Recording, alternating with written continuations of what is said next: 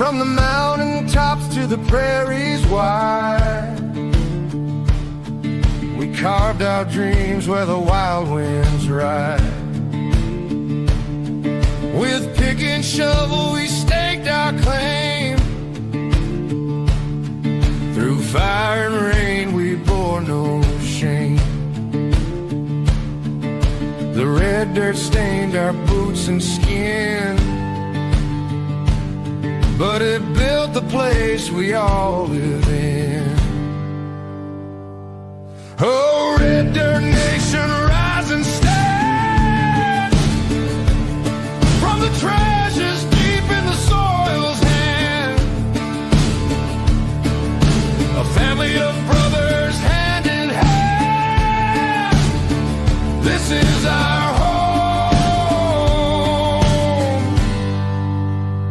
This is our land.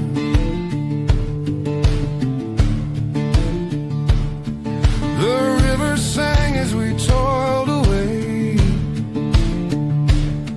Their whispers kept the fears at bay. Fields of gold from the seeds we sowed, a testament to the lives we hold. Though the wind may howl, the earth may quake, but roots run deep with every stake. The blood, the sweat, the laughter too. This red dirt binds me and you. Oh, red dirt nation, rise and stand. From the treasures deep in the soil's hand, a family of brothers hand in hand. This is our home. This is our land.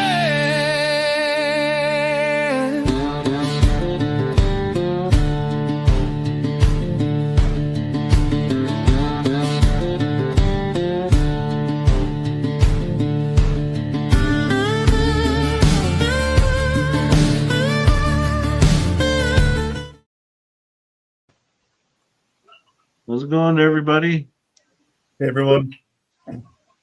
Oh, there we go. Well, short bus rider made it. Hey. Sorry. welcome, everybody. I'm 403 Prospector. Yeah, that's who I am. Is that you? Prospector 406 Miner, Carl Madley, Reg. I don't know where our names are. What is happening to StreamYard? Like, none of our names are on here. Yeah. Because weird. the comment is highlighted. So what I have figured out, I just went to my channel and I am streaming 2 lives right now. One is vertical and one is horizontal. So if you guys are in the vertical chat, I've got to look at 2 different screens.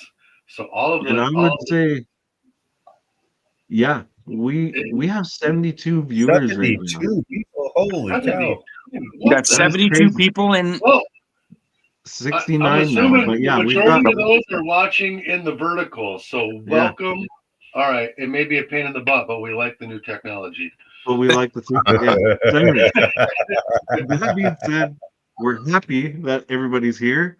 We've got a wicked live tonight. We've got a special guest interview. We've got Sid Wood from RiverDance Gold Mining.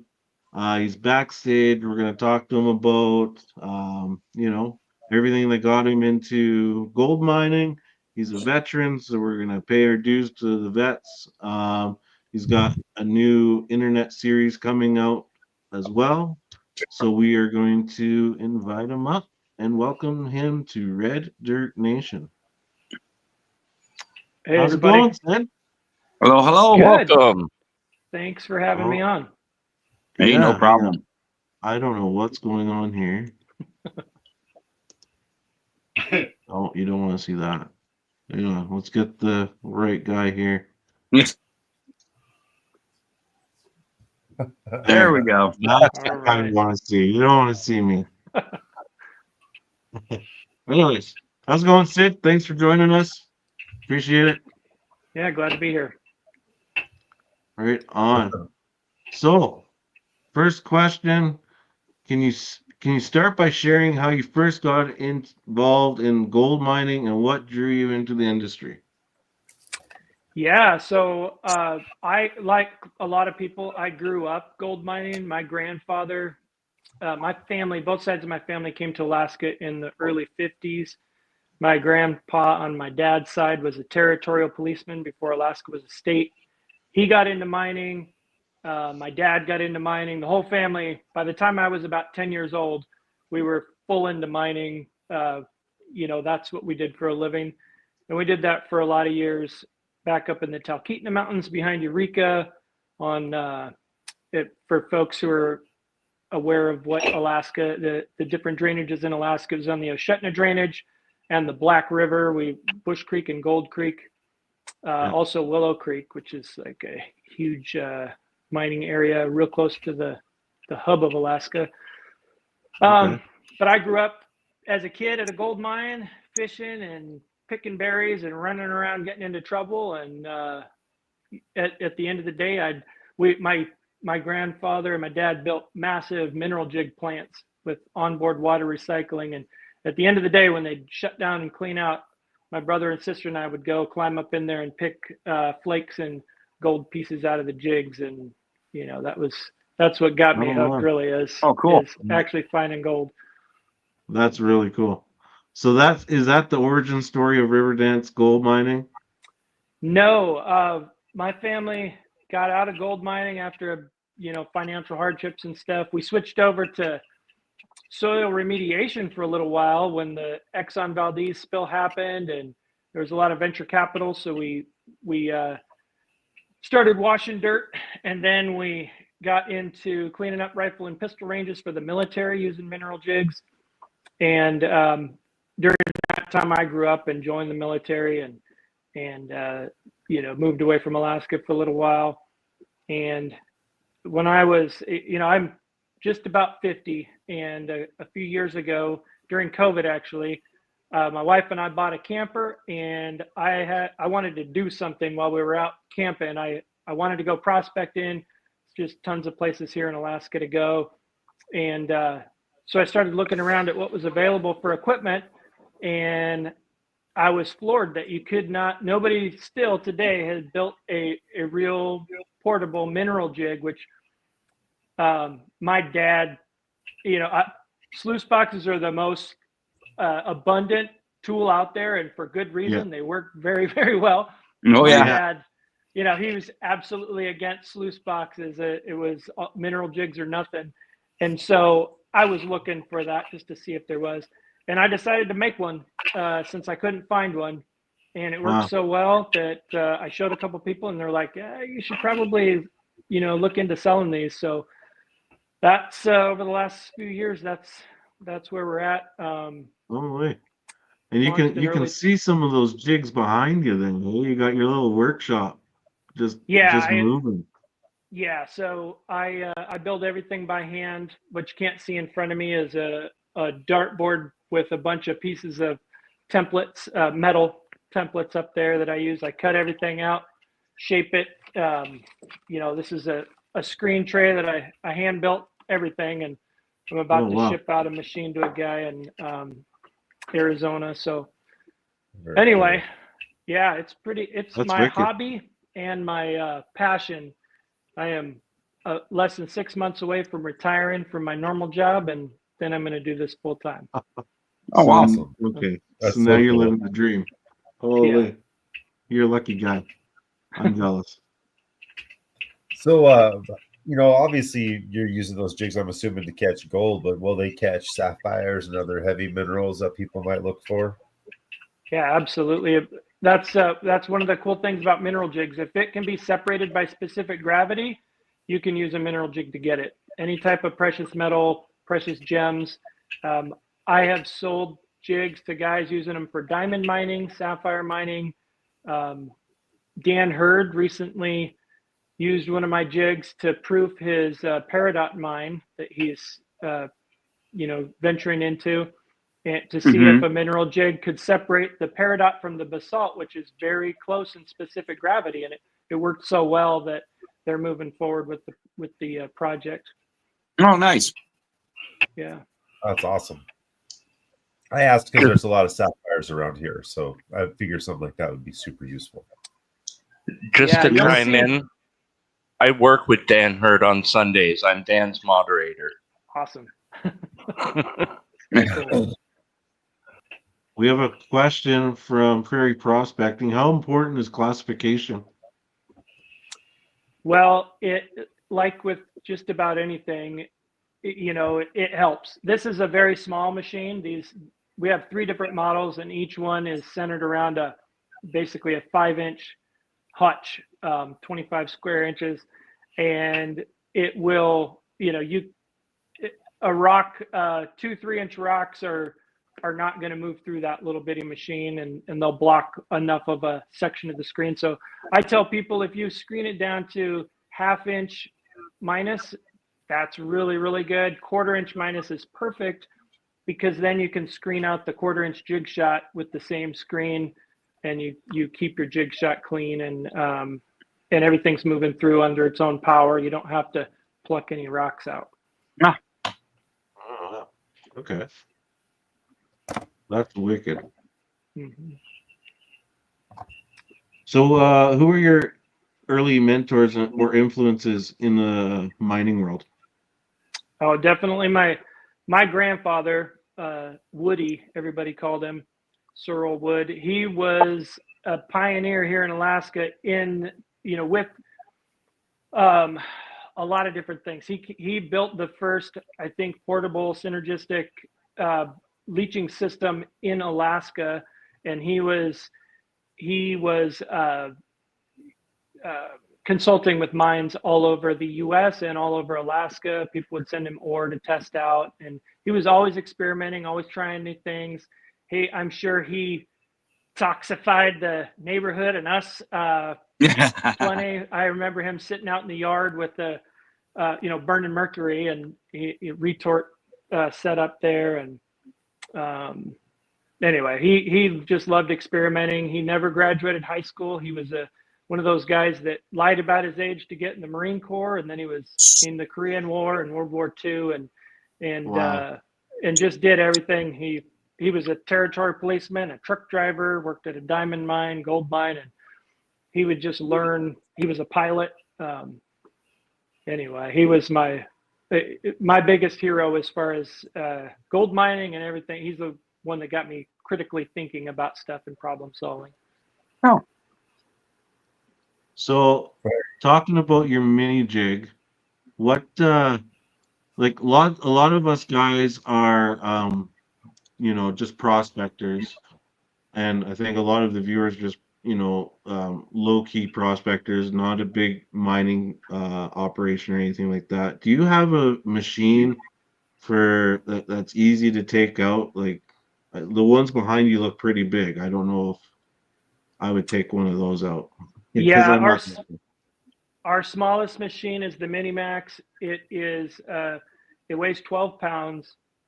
It's about 15 inches long, 20 inches high, and about 8 inches wide. That's the most portable machine we have. It's a simplex jig, so it has one hutch.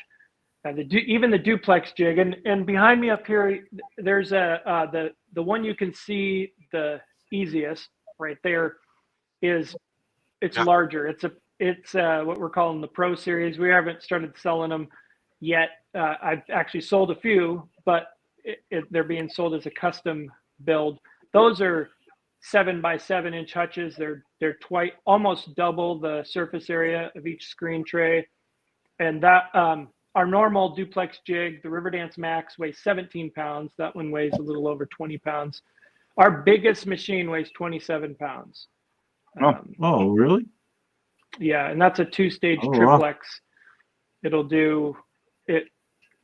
You run through one stage, and the cons from that one filter down to the second stage, which is a simplex. So you get 3 different classifications of material, and it just super concentrates everything. Wow.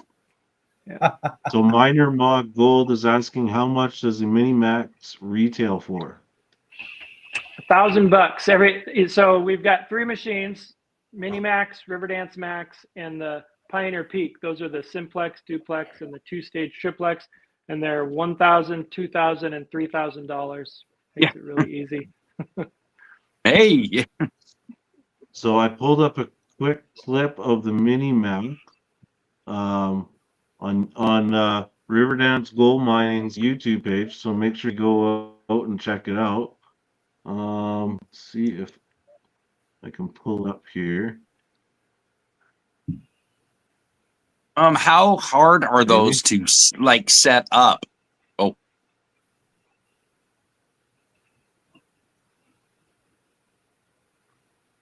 It was there. Okay, never mind. We'll stop sharing, and right. we'll come back to that. Well, I'll answer that Go ahead, question. They're Cece. really easy to set up. They're a 12-volt system, just like most equipment that has electricity involved with its prospector size. And I like to use power tool batteries with a little regulator on there to bring 20 or 18 volts down to 12 volts, because power tool batteries are small and easy to carry, and most people have them already.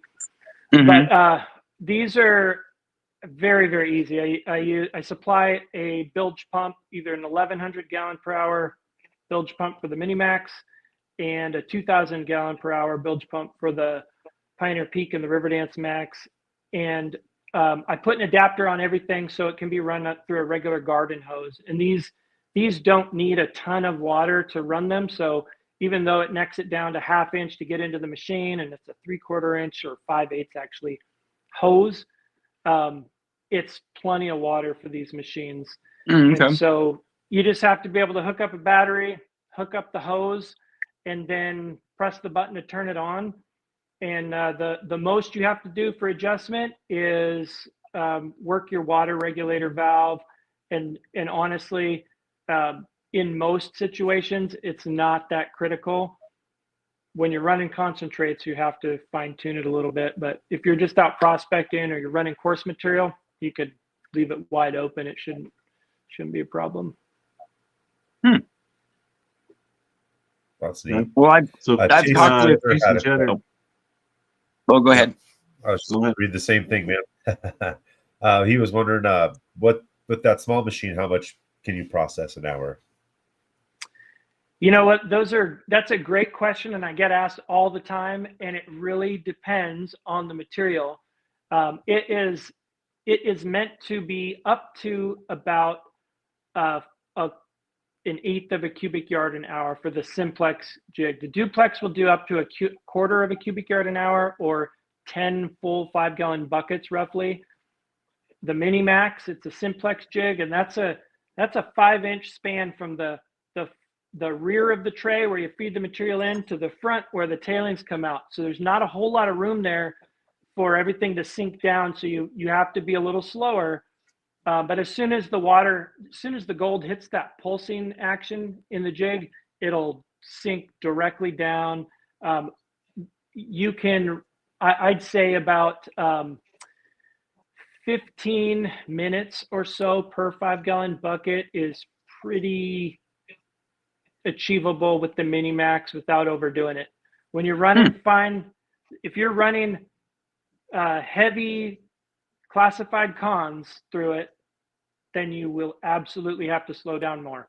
Probably 30 minutes a bucket, maybe even a little longer with the Mini Max, because everything's heavy. So you want to turn the water down a little bit and really give it a chance to separate everything out by specific gravity. That's the best answer I can give. Okay. I'm going to show a quick clip here of the Mini Max, because I think I actually got it working here, and then we'll have the viewers and us will have more context of what he's sharing with us. So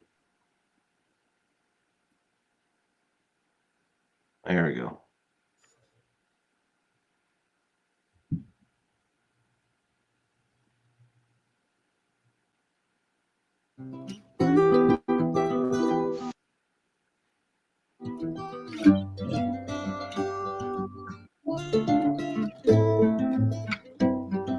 that's where your garden hose goes in. Garden hose goes in right there, right? Under the logo. Yep.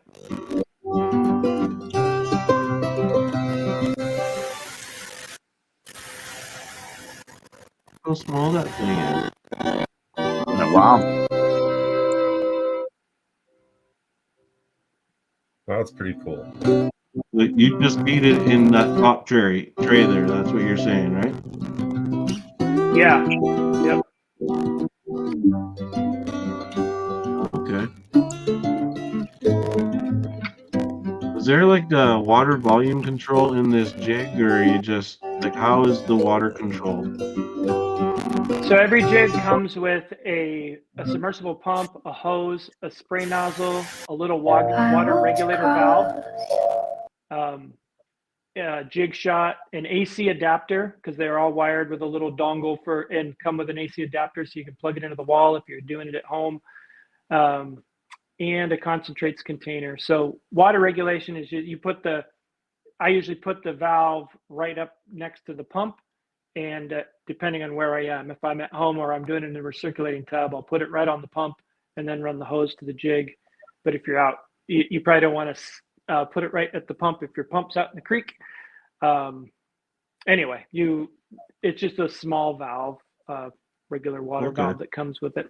Yeah. Okay.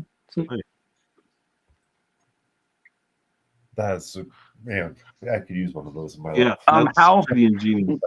With the jigs, I've heard that they're they run the best the more the level that you can get them. Yes, definitely you want to level it out, but eyeball level is fine. You do not have to. In fact, when I'm out there, I've never once brought an actual bubble level with me. I do use one when I set up demos, but pretty good is close enough. Oh, really? Okay. You don't want it to tip forward, obviously, because again, it's a short distance from the rear to the front. Side to side is not such a big deal, but you definitely don't want it tipping forward.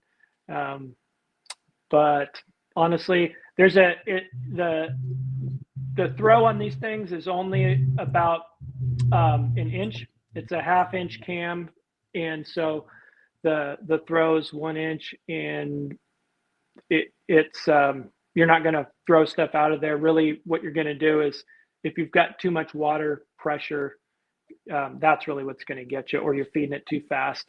As long as it's pretty level, you are good. Yeah. Oh, okay. Nice. How long did it take you to come up with the prototype for this?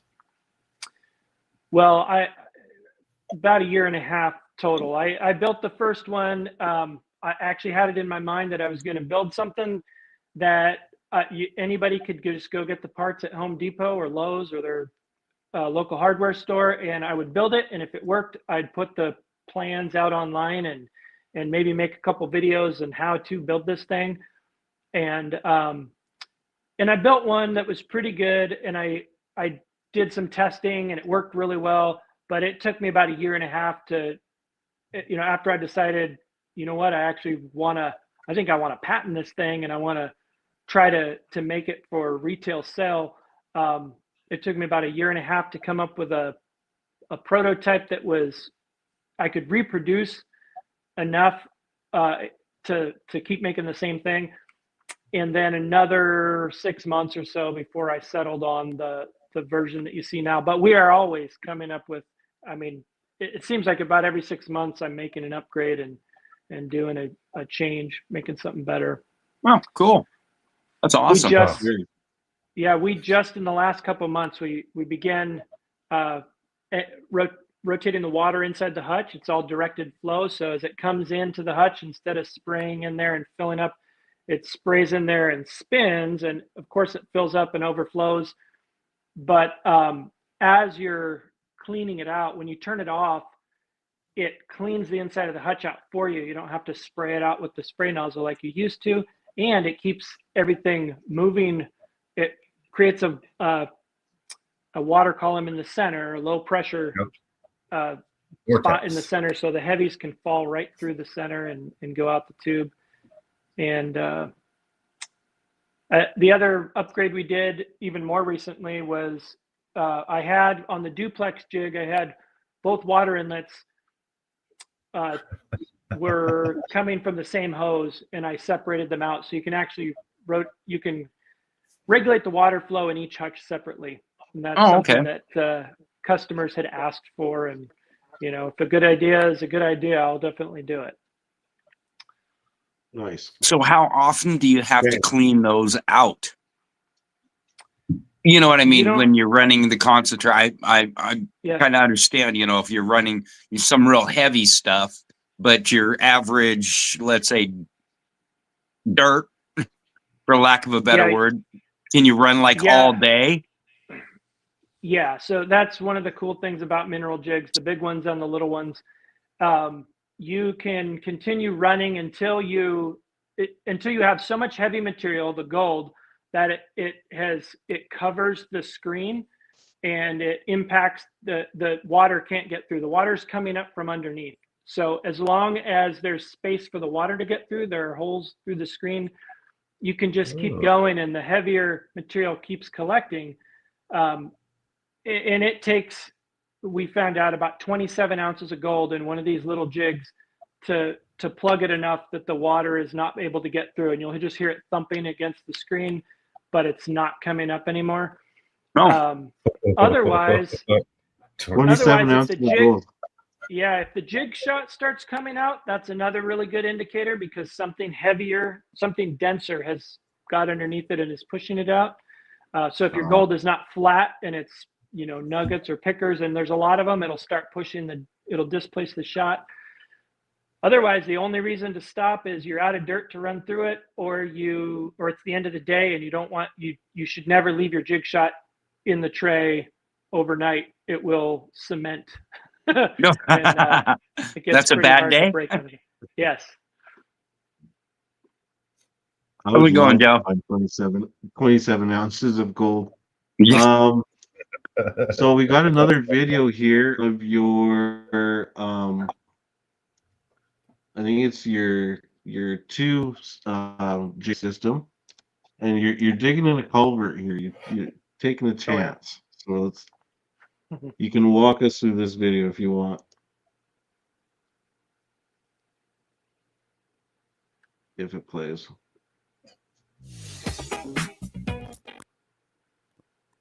See you, Chels.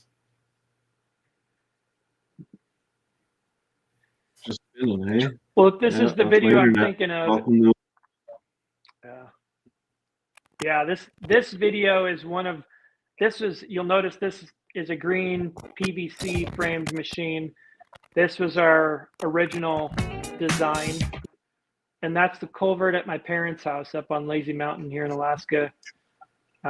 Did not expect to get anything out of there, but like I'm finding out, there's pretty much gold everywhere. My God. Anyways, I don't think I can share because I'll just freeze everybody up. Anyways, that's your double thing, right? What was that?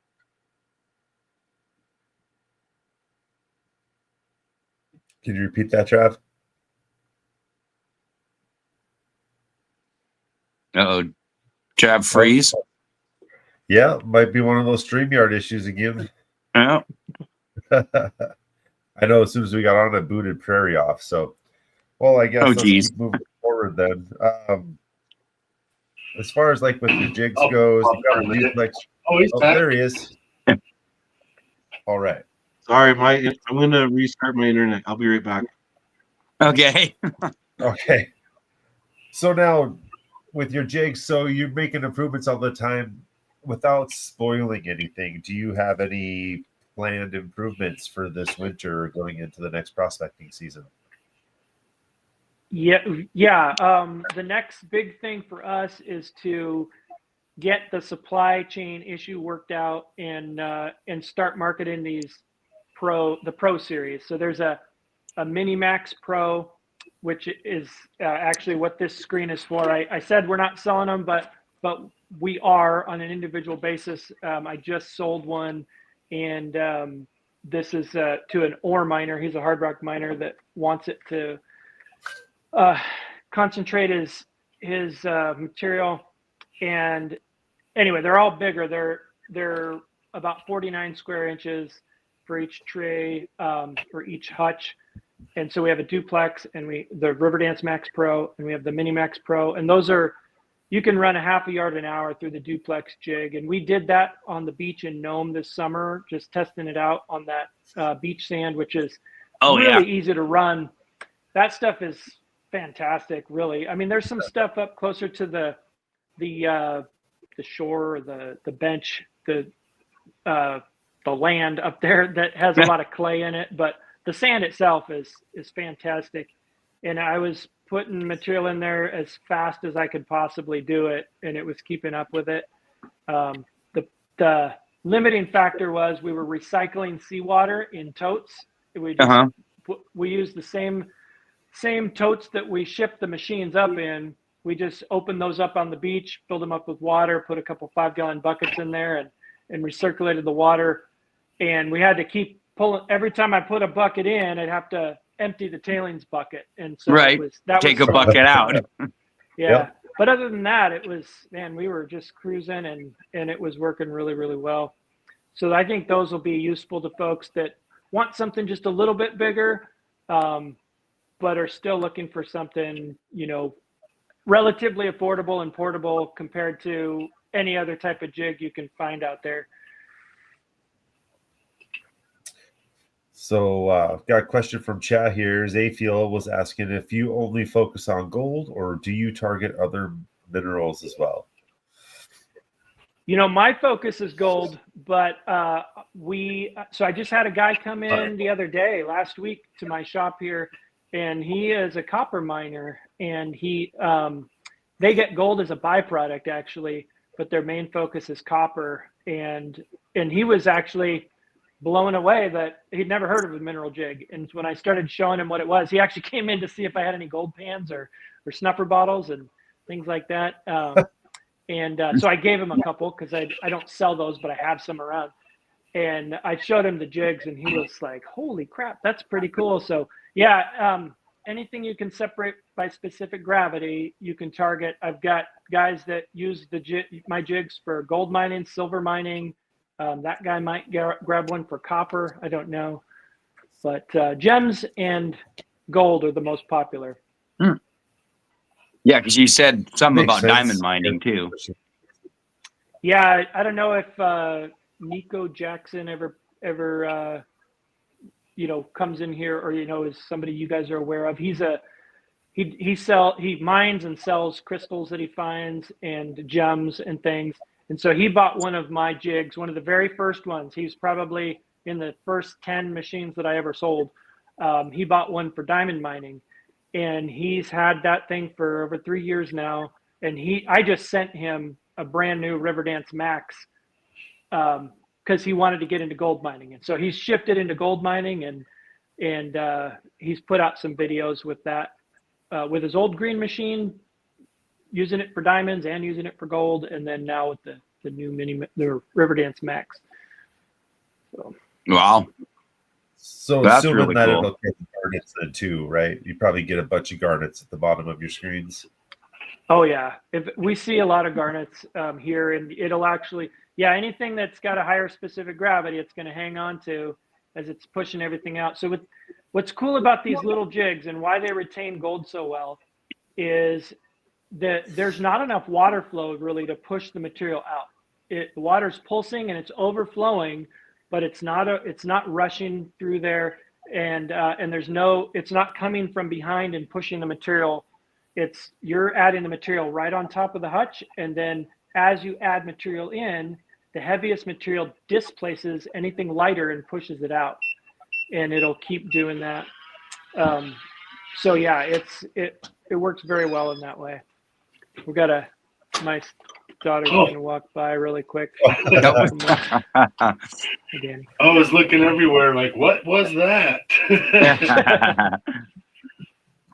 I did get that video. I can try to play that one Travis was trying to bring up. If I can get out of full screen here. We'll try it one time and then I'll give up. It's the miner's way. I turned the sound off. Is this the right one, Sid? I don't know. It doesn't look like it, but oh yeah, I guess it is. Yeah. All right. Been a I'll long let you time since I explain watched what's that going one. on rather than play the sound. Yeah. Well, I went and I took I filled a couple buckets out of my parents' culvert right next to their house up on Lazy Mountain, which is not known as a gold bearing area. Of course, just about every stream and river in Alaska seems to have some gold in it. This is really what got me started saying, if there's gold there, this thing is going to find it. And I've got the original RiverDance Max. In that machine, you had to turn the whole machine over to dump the jig shot out and to get your oversized cons out of the top trays. We've since made the screens removable for clean out, and you can switch screen sizes and all that. But anyway, didn't find a lot, but I found three pieces of gold. There's one right there. Oh, there you go. Pretty good size. And that picture. Wow. Yeah, Surprising.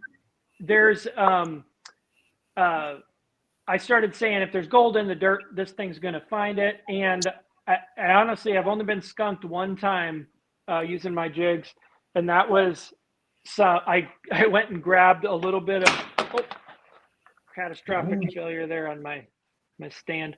I went and grabbed some material from the Homer Spit, which is not a place that anybody can mine or should mine. In fact, you shouldn't dig dirt off the spit because it's necessary and it's a finite resource.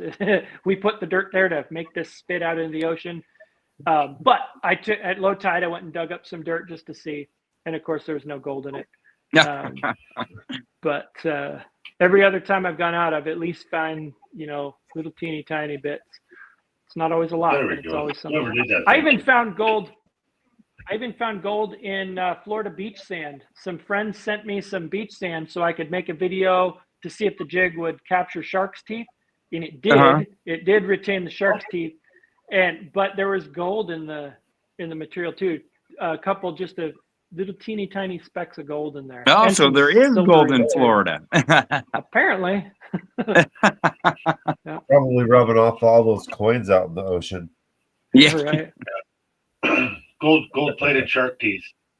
Yeah. Yeah. They got grills. Gold fillings, yeah. Oh man. So let's see here. I had a question I was going to ask and I totally lost it. What's your favorite mineral to find other than gold? Like, if you could go find any mineral with your jig, what would you go look for? Bucket list. That is a really good question. Maybe. Oh.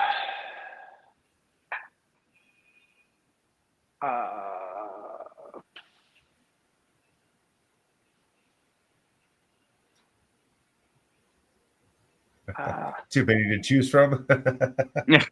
Yeah, no, I'm trying to think. I mean, I love finding. I absolutely love finding, gems in but as silly as it is, my favorite thing to find is cubic pyrite. It's just the coolest thing. It seems like it's not real, and and when you get material that has a lot of that in there, it's like, one, it's hard to separate out, and two, it's just really neat looking. So I always, when I get some, my youngest daughter and I like to pick that out and collect it. But maybe, like, I don't know, rubies are really cool because they glow.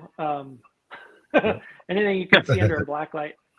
I did see that on your teaser video where the guy was in North Carolina using the black light.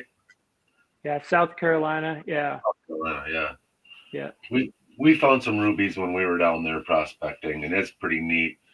But then So now you're going through all your rocks with that black light before you dump the classifier out. That's one thing I haven't found yet is rubies. Yeah. That'd be cool. We might know where we could find some like cubic pyrite. We know a spot. Yeah, cool. Yeah, I have people sending me material all the time, and sometimes it's got some just really cool stuff in there, big old garnets or a lot of pyrite and things like that. So pretty neat. Awesome. Yeah. Okay, if free you could, material is cool. your bucket list, where would you go in the world to gold prospect? Your bucket list, if you could go anywhere in the world. New Zealand. That's Exactly. the top five answer. Yeah. Yeah. Australia, New Zealand. Australia, New Zealand's mine. Yeah. Do you have any Who would- superstitions or rituals you do before you do a big run or clean out? Oh, no, I don't. Maybe I should start one. You don't do the super dance or any of that, huh? Nope. I do this, I have a routine that I do, but it has nothing to do with rituals or anything like that. I'm not nope. Pretty boring in that regard, I guess. What's the long-term vision for RiverDance gold mining? Oh man, you know what? We're still too new to get my head really wrapped around that, but it has been such an amazing experience so far. I mean, folks just the folks I've met so far, and some pretty big name people have been either interested or gave me a call just because, like Mike Pung, the guy that, the Gold Cube guy, called me one time just to say, hey, I heard about your jigs, tell me about it and stuff. And that was pretty amazing. And, I'd like to, I just want to be able to travel, go places, go to gold shows and go to the prospector get-togethers and go to visit the different gold clubs around the country and see what other people are doing. And I just within the last year and a half heard of for the first time those dry washers. I've never in a million years would have thought people were using a dry, doing that to get gold. Using air and blowing air. Yeah. I mean, absolutely, it works. How cool is that? Yep. Well, just if you be ever able to find travel your way more. driving through Montana, I'm the president of the Gold Club here in Missoula. Yeah. You're All right. free to come anytime you want. There's also sapphire mines and all sorts of stuff to go do here. We can point you in the right direction. I just took Travis and Carl on a expedition across Montana for those said experiences, actually. Yeah. Very cool. Montana sapphires right there. I think your jig would be a little bit easier to run than the little stuff you have to do by hand here. Could you imagine setting that up there when everybody's using the thing at the table and we just bust out one of his jigs? That would be wicked. That'd be like, get out of our way. Just dumping bags in it. I would like to at some point, get to that level where I can have the jigs either, that folks can lend them out, have them at gold clubs or at destinations. The people go do the gold mining experience and either lease them out or have them to give out to folks that are doing that. That would be pretty cool in my mind. I actually, there's a place here in Alaska called Crow Creek Mine. A lot of people go. You have to pay to get in, but it's a historic mining area. It's really, really neat, and you can always find gold there. But while I went there for the first time, and two other people that had my jigs came, and one of the guys said, hey, I know that other guy's here like every week. He's always running one of your jigs. Anyway, that was just super cool. Oh, that'd be cool. That would be sweet. You Oh. could send one to the Flower Gold Wizard. He's got 85,000 subscribers that would love to see him.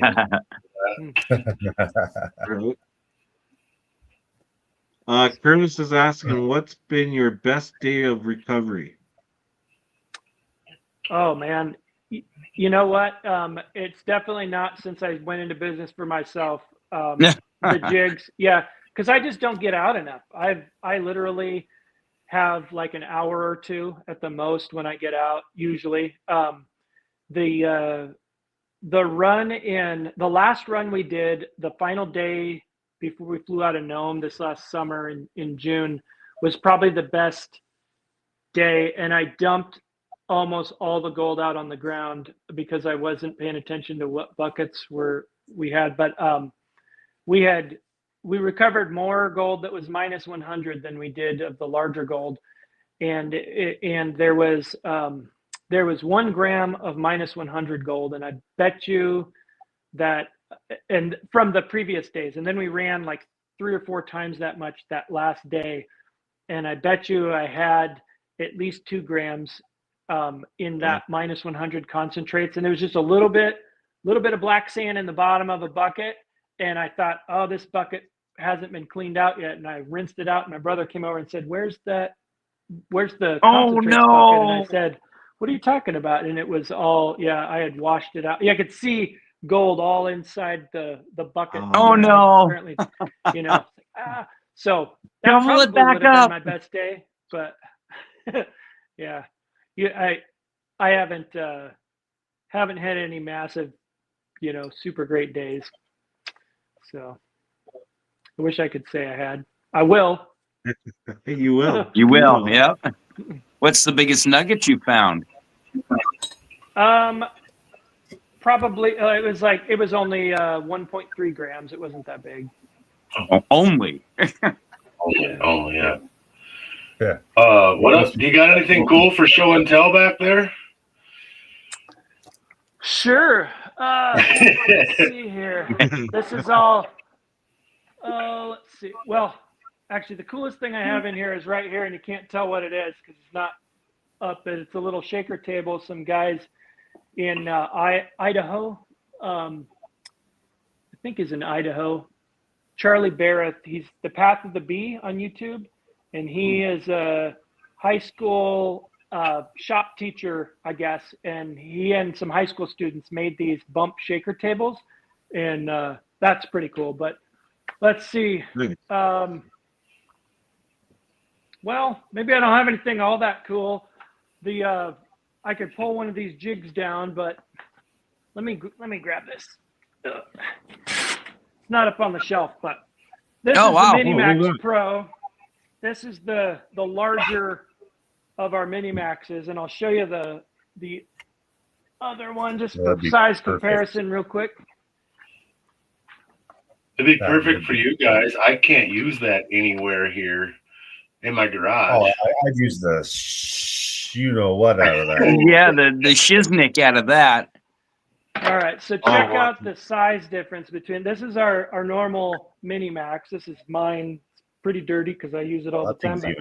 And then this is the Minimax Pro. It's the size difference is just amazing. It's it literally, although this one is only 2 inches wider and 3 inches longer. I made it so you can fit it over a 5-gallon bucket. It fits perfectly on top of a 5-gallon bucket.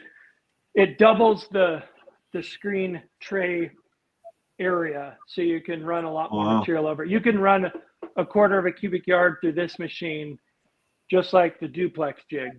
And the duplex of this size, you can run 1/2 a yard through it. So pretty cool. And your tailings come off the edge there, right? Of that feed tray. Yeah, so the jig shot sits right on top of the screen here. And as you feed material in, the water's pulsing up and down through the screen, and the trash material, your tailings, go right out the front onto the ground or into a bucket. And then you have fine concentrates that come out of this tube here into a collection bucket, and your your oversized concentrates, your nuggets and pickers and stuff, stay in this tray up here. And they'll always be right back here in the back because they sink directly down as soon as they hit the water. Oh wow. That almost looks Yeah. like a Joffrey ripple that you have in that tray. It's just a half-inch. You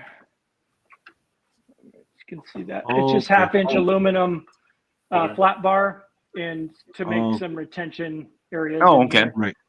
So Oh, cool. So I That's think I know the cool. answer to this, but does that separate the black sands out, or do you end up? So the size of the screen is what gets you the best concentration and ultimately separates it out as far, or concentrates it down as far as you can, which separates out the majority of the black sand. That is a 30 mesh screen, and I go all the way down to 200 mesh in screen sizes. Oh wow. My most popular screen sizes are 30, 60, and 100, but I go as big as 20 and as small as 200.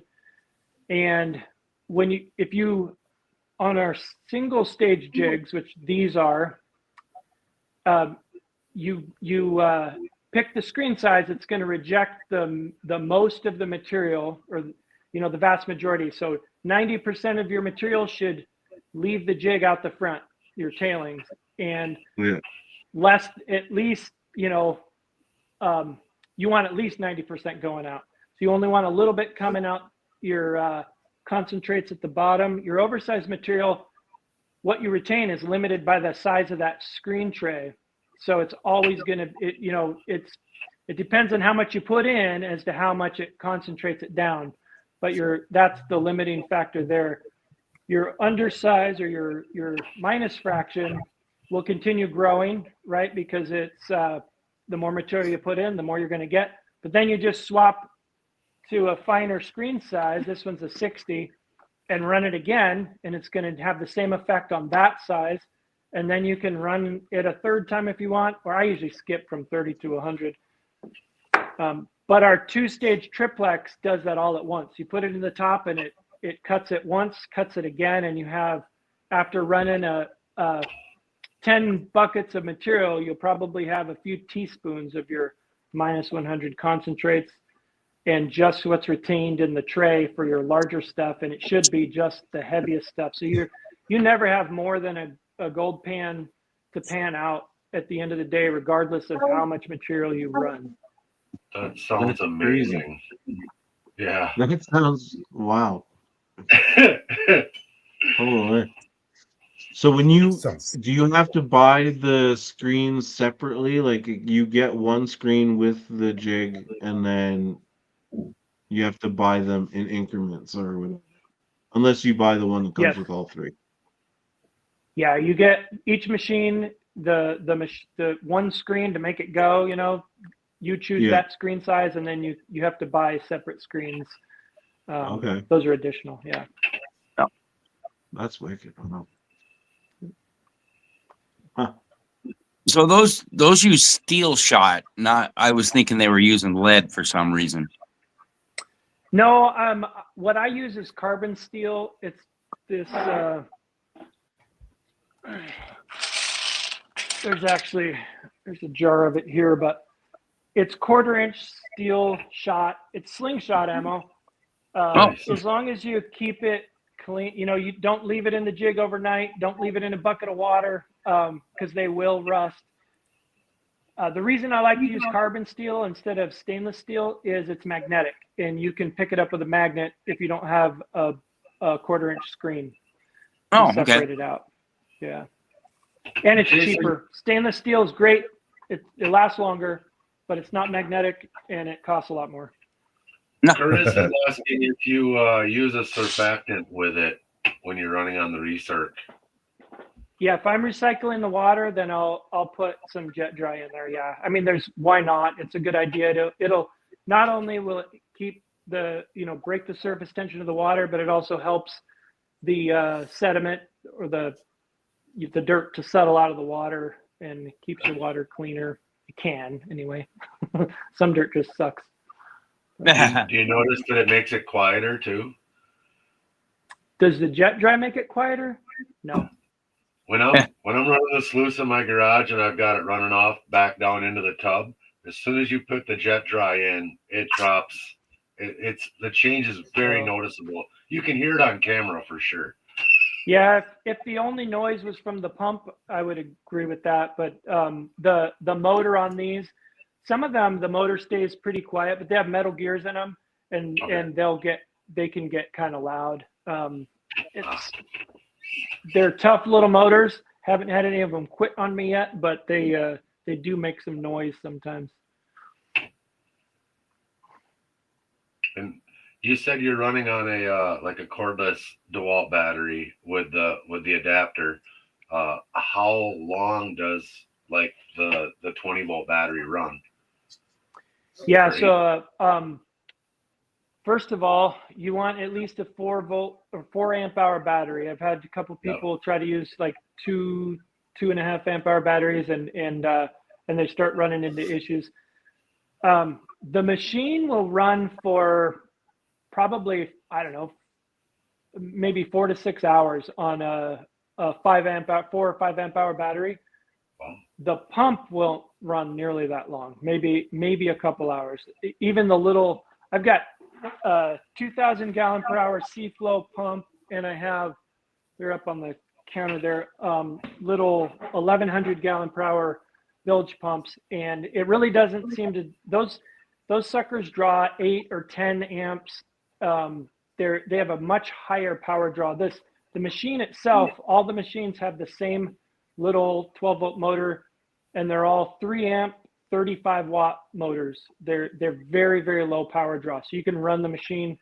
I always say put the machine on its own battery and put the pump on a separate battery, because you're going to have to switch out the pump battery more often, and you can just keep running the machine on the same battery. But if you put them on the same battery, you might run into problems where you can't figure out what the problem is. Your water pressure is it a machine problem or a pump problem?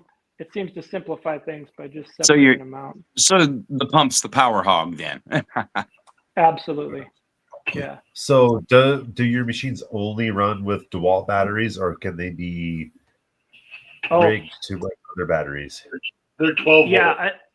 It's a 12-volt system. You have to ask if you want you have to order that special, and usually I sell those when I do in-person sales in like doing demos and things like that, or special order, like if there's some sort of event.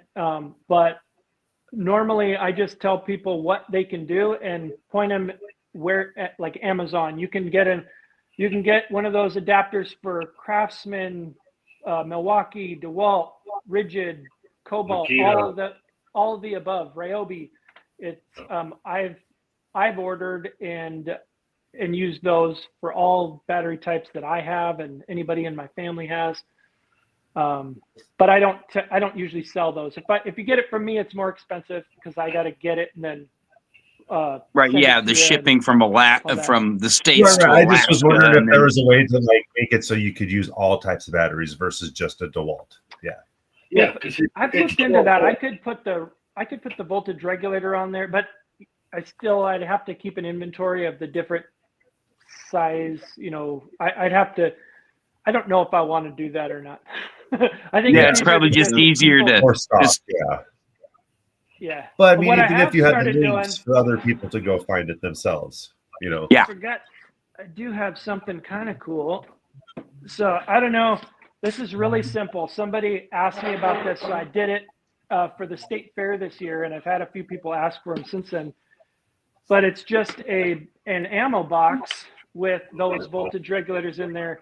And I made some up with, so there's one for the pump and one for the machine. And you just put your battery clamps, your alligator clips on this side or on this side, whether it's for the pump or the machine, and keeps it nice and dry. You don't have to worry about your stuff getting, and actually the water isn't the problem. It's the sand and grit and crap that gets into everything. But these little battery boxes are kind of cool. Yeah, that's sweet. Yeah. That is cool. Hey, Jim, how's it going? Well, that's pretty neat. Oh, excuse me. So you've got a So- new YouTube series coming out called RiverDance Gold Hunter. You want to tell us about that? Absolutely. I was waiting for this. This is my favorite thing to talk about. So yeah, my buddy Colby and my brother Larry, they're my partners, and we all went to kindergarten together. And Colby is a professional filmmaker. And this was his brainchild. We have this problem trying to market this equipment that not only when we started, folks had no idea what it was, didn't know how it worked, and so it's new, and so we not only had to get it in front of people, but we had to educate them. We had to dispel, help them feel good about it, and help them want to buy it and feel good about buying it, that it's going to work. So his idea was, well, let's make a show about it and get this out in front of people. So we kind of modeled it after the big reality shows like Gold Rush and Bering Sea Gold and things like that. But of course, we didn't have a big production company and a whole bunch of money to throw at this thing. So his idea was to create a shot list and get a group of the right people, give them machines, send them out there in the wild using them, and then they collect the footage and they get it back to us and we create a show out of it. And so it has been so much fun making this happen. We auditioned a whole bunch of people. We put out some advertisements, and people were sending us audition tapes from all over the world and asking to be part of the show. And so we set up interviews. We weeded through them and spent some time interviewing folks, and we came up with 6 people or groups. There's a couple teams out there that we would send machines to. And we got a guy in Australia. We have a gal up here in Alaska. We have Southern California, Northern California, South Carolina, and New Hampshire. And they're just a wide variety of personality types and gold mining experience, all the way from brand new to been doing it all their lives. And a couple of them have been on reality shows before. And they spent the summer out using these machines. And the first episodes is just about finished, and we're going to put that out around Thanksgiving, and it's going to be a lot of fun. We thought originally 6 episodes, and I think we're going to end up with more than that because we just have so much footage. Oh, cool. That's wicked. Yeah, so we have all 3 machines are out there, and it's real. It's not unscripted. It's them figuring out how to use the machine. They have never used one of these machines before. And they have the same resources as anybody else, the instructions I give them, and then YouTube videos and videos on other social media that I put out there. Right on. And they run into the same problems anybody else would, trying to figure it out for the first time. And So yeah, and go ahead. I'm sorry. I was just going to say, I've seen the end result, and I'm just excited. I was going to Can't wait say, for everybody to see it. do you ever have any of the watching their raw footage and just cringe and go, "Oh my God, what are you doing?" Oh yeah, even in the first video. So the first episode is mostly them getting the machines, unboxing it, trying to figure out what it is, how it goes, and then it goes to the first couple of them setting it up and trying it for the first time. And there's definitely some cringeworthy moments, and it'll get worse. During this, I was their lifeline. If they just couldn't figure something out, they would call me, and it is hard to get somebody who has been using a sluice box their whole life and is good at it and knows their crap. They're not new, but they've never used a jig before. I'm trying to get them to understand how they need to change what they're doing to make it work for the jig. It was a challenge, and I had some moments where I was pulling my hair out and I was like, trying to be nice, like, you just got to trust me. I promise it's going to work. Just, anyway, you'll see. I think it'll be fun for everybody to see this and sort of figure it out together. That's Really awesome. cool. Sounds like a So it's airing on YouTube around Thanksgiving. Do we have a specific day and time yet, or is that still being ironed out? Nope, it's still being ironed out. I actually owe Colby a couple. I'm doing commentary on the videos, and my brother and I are doing a little bit of off the cuff commentary and an intro, and we have to film that really quick. But I think right around Thanksgiving is our target date, and once we know, we'll publish it and let folks know. Oh, cool. But, Yeah. I clicked your notification bell today, so I am ready for that. So, all right. well, there was a question And that's from good. Jeffrey Button. He wanted to know who was on your team in New Hampshire. It is a fellow by the name of Chad Roy and his wife Christina, and they mine on the Ammonoosuc River. He calls it the Wild Ammonoosuc River.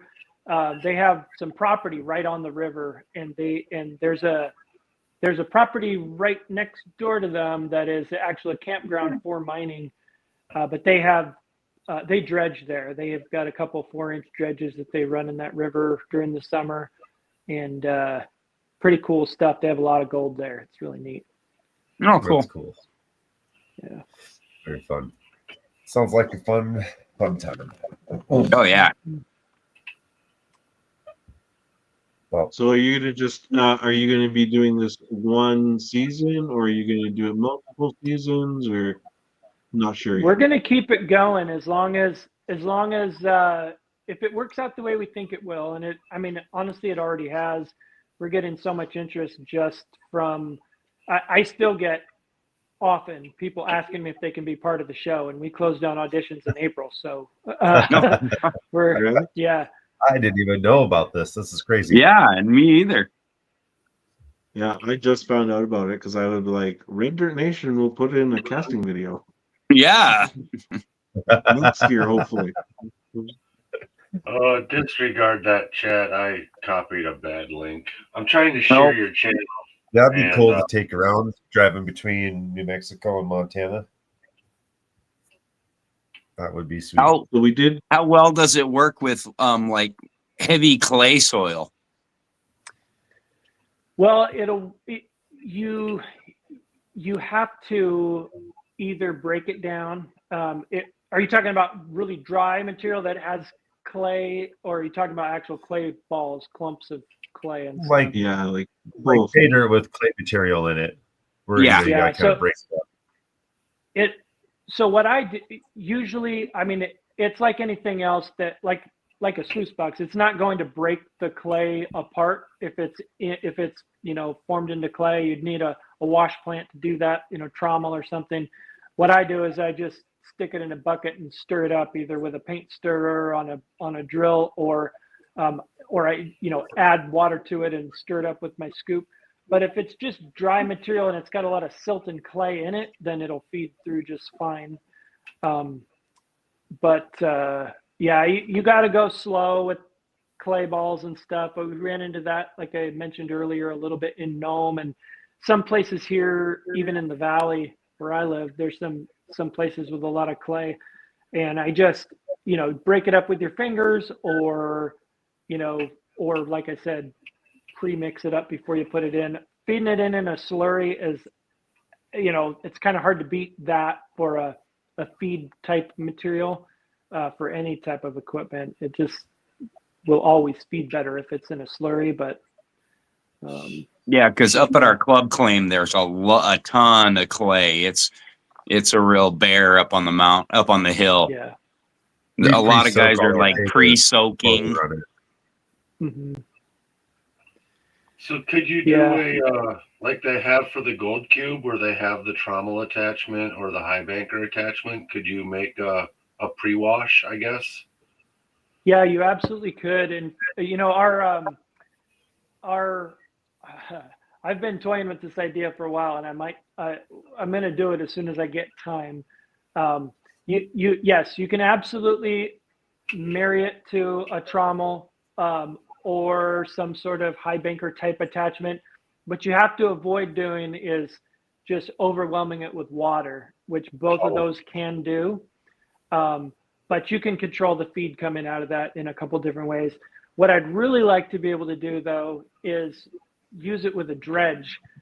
And I absolutely can't do that without overwhelming it with water unless you use something like a hydrocyclone to cut the water out and then just drop the solids in there. That's how we recycled the water on the larger jigs that my family ran, and it works phenomenally well. We'd use a trommel to pre-wash all the material and break up the clay and all that stuff, and then it would get pumped up into a hydrocyclone tower to drop the solids onto the jigs and pull the water out. And every stage there'd be cyclones to do that. But I'd like to do that with one of my little jigs and a small cyclone coming off a small dredge.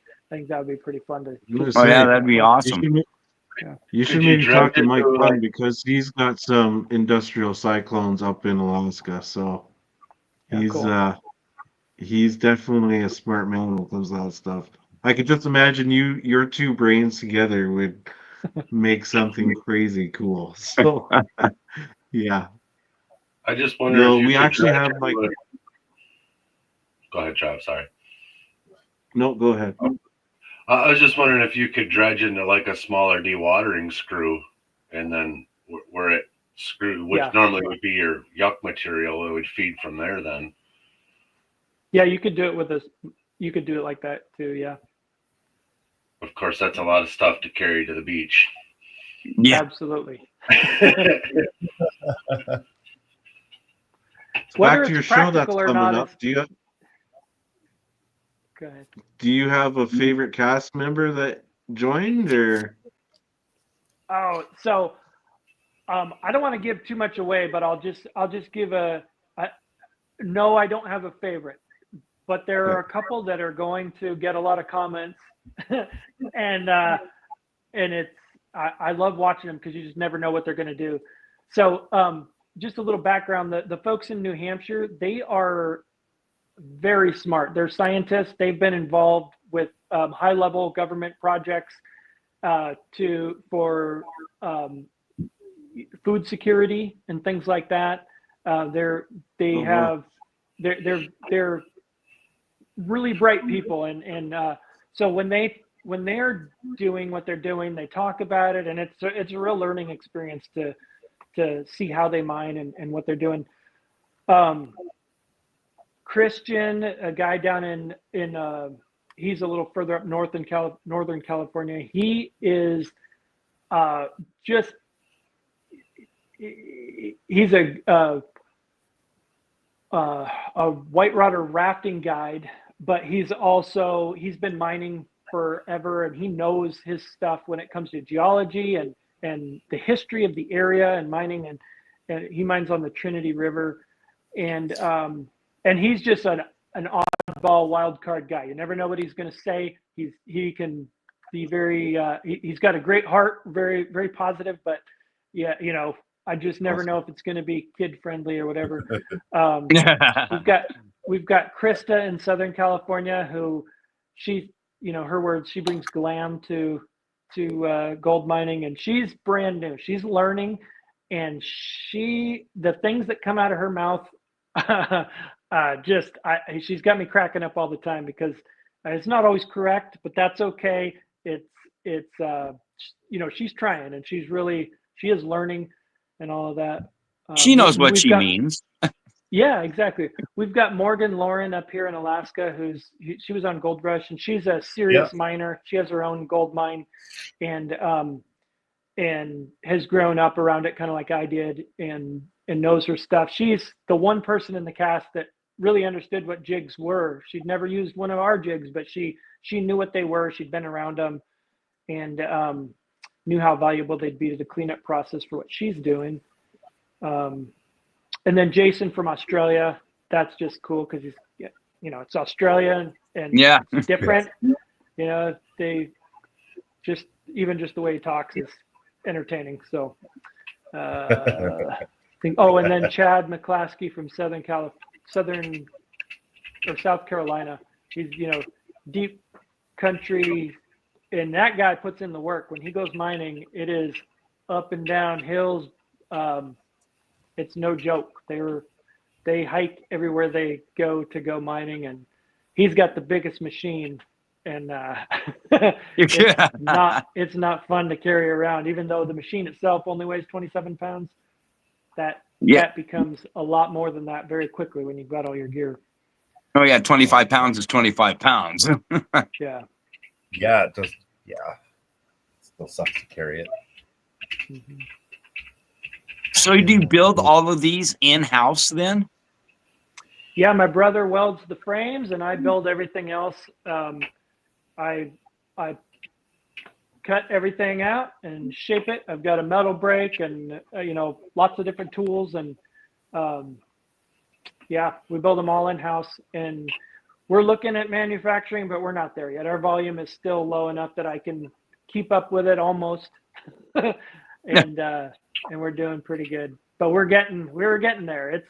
It's like becoming a nail biter every time, whether we're going to meet our deadline or not. Yeah. Just about time to turn this full time, like you were saying, then, huh? Yeah, for sure. We supply the biggest and really only gold mining equipment store in Alaska, the Mining Superstore for Alaska Mining and Diving Supply in Anchorage, and they carry our equipment. That's the only retail, brick and mortar retail outlet that we sell to. Even that, sounds like you've got a pretty good problem on your hands. Yeah, Great question. I like from it. Ezekiel. The sourcing. Oh yeah. Yeah, we know from other interviews it's hard to get anything in Alaska. So what do you have the most difficulty with? You know what? Honestly, it changes because I do have to get almost everything from out of state. And so there's a really good reason that most things aren't manufactured in Alaska, because it has to be shipped here first, and then I put it all together and then ship it out. And it used to be the motors and the rod end bearings and sometimes the jig shot were the things that would just put a big pause in production, especially the motors, because those there's not a single manufacturer in the US that will make these motors or a comparable motor. You can only get them from China. And I even had there's an outfit that specializes in mating, matching up manufacturers with motor manufacturers in the US, trying to get people to use made in the US motors, and they could not find a manufacturer that would that could make a motor that was similar to these, unless I think I needed a 10,000 quantity, to start with in order for somebody to begin manufacturing them.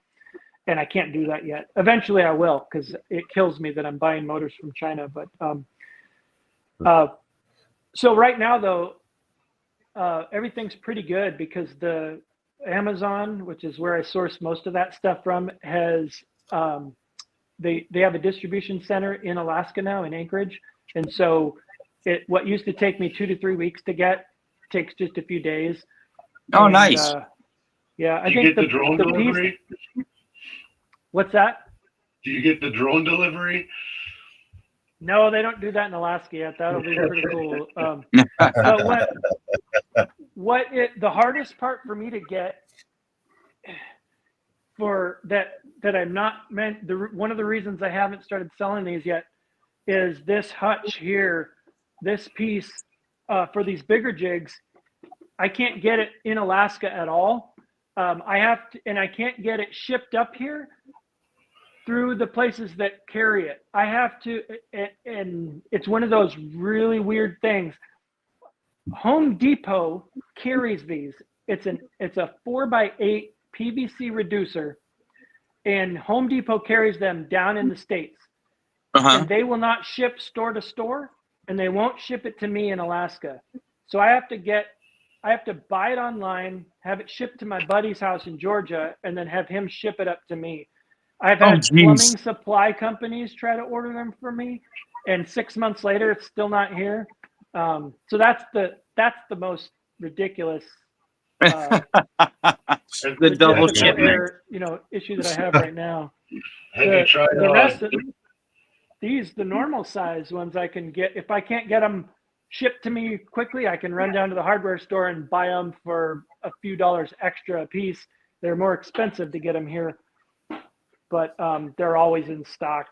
I don't Oh, worry geez. about that. There's a company called Dakota Supply Group, DSG. They took over our big plumbing warehouse here, but they have a website, and I know they ship everywhere. Just maybe they might Cool. have what. Yeah, if I can get a reliable source for those, and I don't have to go through my buddy in Georgia, I will do that if I have to. But it's not the DSG. I'll look that up. Yep. I'm not guaranteeing it, but they might. So Yeah, it's 2025. You would think that we could, overcome stuff like that at this point, but I don't know. You would assume. It just doesn't make any sense. Right. But, here we are. Oh, that felt good. well, we're about an hour and 20 minutes in. Somebody, should we take a quick commercial break here? Travis has a video for, I believe, our next week's guest. I am trying to get my computer to cooperate with me. I don't know which video it is, though. Travis, are you? I see you're hanging out in the back. Can you pop on our commercial quick for us? Oh, Red Dirt Nation, rise and stand from the treasures deep in the soil's hand. A family of brothers, hand in hand. This is our home. This is our land.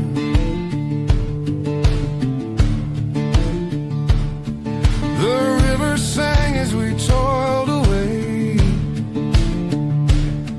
Their whispers kept the fears at bay. Fields of gold from the seeds we sowed.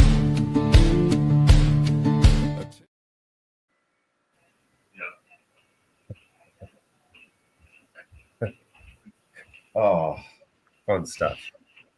I went down for another cup of coffee and it's all gone. Well, why did you- So I guess thought there was a cup. one of the last questions I had was for people who have adverse health effects and maybe have a hard time getting out to the mountains. Would this be a piece of equipment that'd be easier for them to use at home or even set up themselves out in the mountains?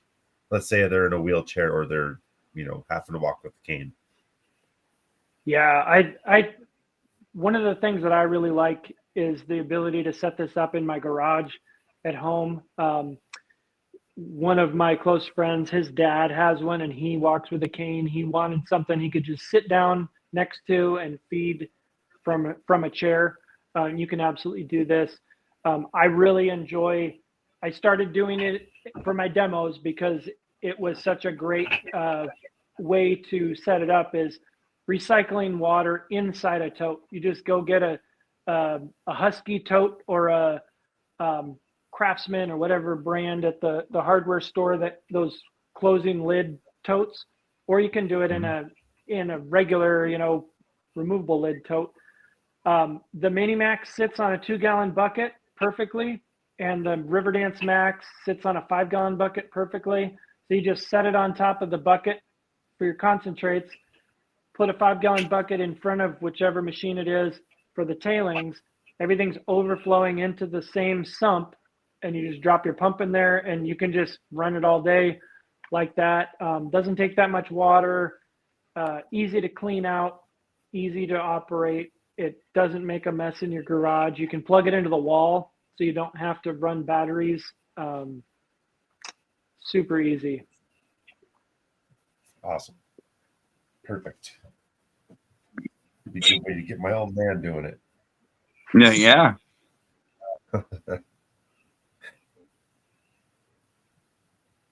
There's probably a reason why there are not gold mines in Wisconsin or Michigan.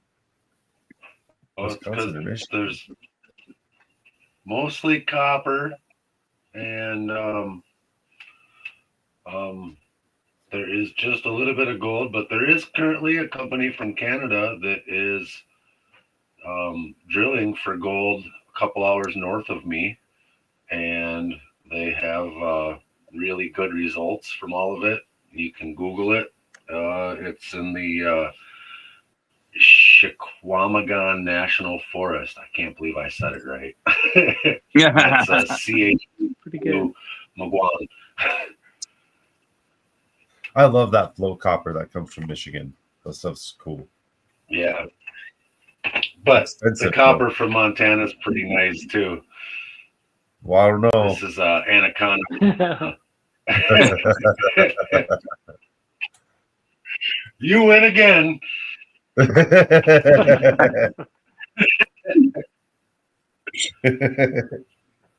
No, that dude, you found that next to a fire. You got lucky. I don't know how you found guys that found it. Not that one. That was out of the gift shop or the antique shop. Travis is asking if you do any work with veterans and gold prospecting. I would love to. We do offer a military discount on our equipment and stuff, but yeah, absolutely. If I know there are, here in Alaska at least, there are organizations that do fishing charters for veterans and first responders. I would love to do the same thing. I just bought a claim down on the beach in Kenai this summer. And so hopefully once we get established there, and I would like to start bringing people down to do day trips and just and mine down there, because that is actually one of those beaches where the water does come all the way up, and it, even if it doesn't come all the way to the bank where you were mining, it closes you off on both ends. You can't get out once the tide comes in. No. So you've The but I'd love to captive do that for audience. folks. Yeah, you're stuck if you don't time it right. You might ruin your day. But yeah, I'd love to do that. I, as a veteran, and I've been working in corrections for just under 20 years now, and I was in the Marines and the Army, and so I'm very connected to law enforcement and military, and have a passion for that. My wife works for the local police department. I would absolutely love to do that. So, yeah, love to chat with you about that actually sometime. Yeah, because we got one of our good friends, Lord Shadow, he's got a bunch of claims, and he's got it set up for everybody from like wheelchair to backpack in. Yeah. So awesome. He does exactly what you're saying. He does the day trips and sets them up next to a pile of dirt and lets them do their thing. Yeah, cool. Oh. Well, is there anything you do to fill your time other than prospecting and building your machines? Besides building your machines and prospecting, is there anything you do to fill your time? Yeah, I work for the Department of Corrections. No. And I'm married. I have a 9-year-old daughter, and so yeah, I love hunting. That's one of the things that, the very short time frame that we get to do that here, moose hunting specifically. That's one of the things I love most to do in life, and so it's only once a year, but when it comes around, I definitely do that. Yeah, I try to get out as much as I can, but mostly I'm stuck here building machines or doing my day job. So doing your new day job, huh? yeah. Or hopefully your new day job. Right. Yeah. So how long does it take from, like, let's say start to, if you have all the parts, how long does it take from start to finish to build one? Yeah, so it takes about It's a minimum, an absolute minimum of 3 days per machine. Now I can build multiple machines at the same time. I've built as many as 10 at a time. Usually it's 3 or 4 at a time, but Right. A couple of the components take 2 days to do. One of the components takes 3 days to do because there's, silicone, dry time, paint, things like that. But if I have all the components pre-made, it takes me about 2 hours to assemble everything and get it out the door. So That's pretty good. That's pretty good. I mean, you probably built enough of them now. You've got it pretty streamlined. Then it sounds like. Yeah, How many it's of definitely these getting easier. units? There's our Lord Shadow is in chat now. He's the one we were just speaking Oh, about. Lord Shadow. Shadow. He's our local artist and claim prospector. He's got some works in different museums and presidents' homes. So Wow, very cool. yeah. The Smithsonian, I believe, is the one big one he's got something in. That's what I thought I was going to do when I graduated high school. I wanted to play soccer professionally and be a professional artist. And apparently there are no good art schools that have great soccer teams. Or at least I didn't find one. So I joined Imagine the Marine Corps that. instead. Yeah. Oh, that's funny. How many of your machines are in the field now? How many have you sent out, I guess, or produced? That's a good question. So since I started serializing them, I have the one that I just sent out was the 140th of the serialized machines, and so it's less than 200. It's probably around 170 or so, 170, 180, but yeah, we're still brand new, effectively. That's still 180 more than most people have of anything out there. No, yeah. Right.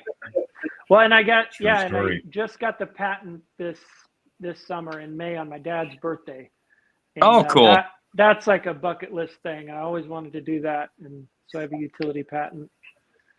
Pretty happy. How was that process? Was that a pain in the neck? No, I did it the easy way. I hired an attorney, and I paid for it to be done right the first time, so I avoided all the issues. There were a couple snags along the way, but the attorney took care of it. And although it took a while, it was pretty easy to do because I had a product that actually should be patented. It solves a problem. It's not new technology, but it's done in a way that nobody else has done it before. Okay. And it works very well. Okay. So, yeah. Awesome. Well, we are over an hour and a half at this point. Unless anybody's got some last minute questions, I think this would be a good time to maybe start wrapping it up for the evening. Anybody in chat or anyone wants to type something out real quick? We really appreciate you coming on, Sid. Yeah, thank you very much. A really Hey, you're cool welcome. conversation. I really love duplex jigs. I've always wanted one or to build one. And so seeing somebody doing it and being genuinely pretty successful at it is pretty awesome to see. So I really Thank you. appreciate you coming on. Yeah. Thanks. And so Yeah. I was just going to say, our YouTube handle is @RiverDance Gold Mining, and RiverDance Gold Hunter is the reality YouTube show that will be coming out soon. So please go subscribe I'll to our have to check channel. that out after. Yeah. We've been sharing that, and we will share it again. And if you want to hang out after we play the exit video, we'd love to chat with you a little more in the after party here. So yeah, sure. Sometimes we forget to say that, and our guests leave during the exit video. So thank you, everybody, for joining us tonight. Thank you again to everybody for yesterday. We did a 5-hour live benefit auction. I still have a little bit of jet lag going from that. Yeah. And Yep. we raised a lot of money for a great cause. And thank you all, everyone that donated, everybody that bought things. It means a lot to the two people or the two families, however you want to look at it, that we are helping out. So just another reason why our gold community is absolutely amazing. So it's great to be a part of it. And yes, the links. I think Reg just shared the link again. If not, we will get it. It's if you scroll in the chat too, it's in there. Yep. But we will make sure we'll get them links up one more time. I might even have it here myself.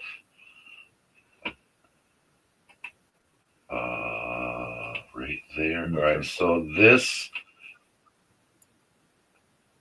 Oh yeah, Reg is on it. Somebody's doing it.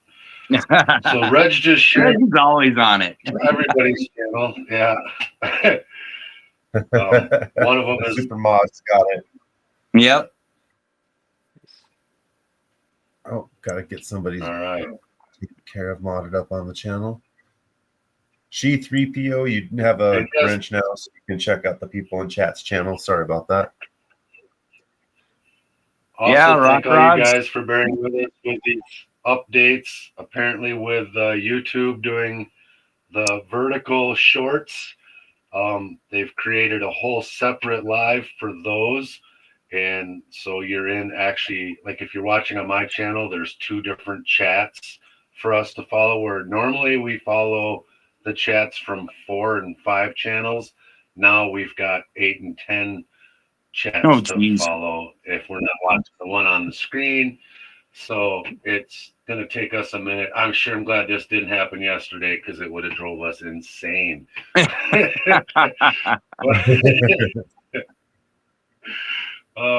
Thank you so much, everybody. Again, I'm trying to find buttons, and I will get the exit video going unless someone does it for me. Here we go. Thank you all so much.